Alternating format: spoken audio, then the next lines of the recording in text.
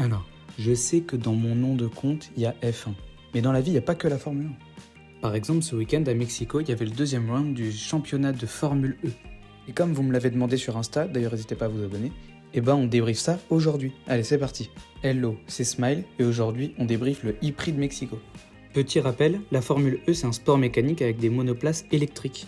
L'économie d'énergie durant les courses est donc primordiale et les stratégies se fondent en grande partie sur ça. Ce week-end, c'était la deuxième course de la saison et le week-end a été haut en émotion. Les deux séances libres se sont plutôt bien passées et Pascal Wehrlein, le pilote Porsche, a géré en faisant second puis premier. Dommage qu'il n'ait pas réussi à continuer cette performance durant les qualifs où il s'est fait éliminer dès le début. Il prendra le départ à la 11e position. Pendant ce temps-là, c'est Sébastien Buemi et Taylor Bernard qui se sont battus en finale pour la pole. Taylor Bernard a fini devant Buemi, mais son temps a été supprimé par la FIA pour cause de track limit. La pole revient donc à Sébastien Buemi. Pole qu'il ne gardera pas très longtemps.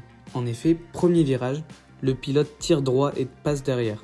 Tour 17, c'est Nyck de Vries qui s'immobilise sur l'échappatoire du premier virage à cause de problèmes de voiture. Un yellow flag est sorti, qui se transforme vite en full course yellow et en safety car.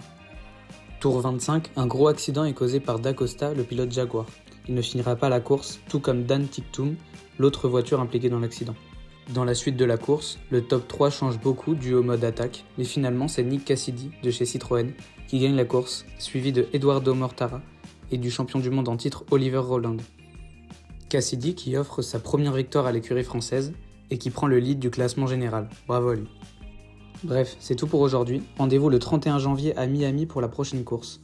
Pour la prochaine vidéo, à vous de choisir. Soit une vidéo sur Mercedes, soit sur le nouveau règlement 2026.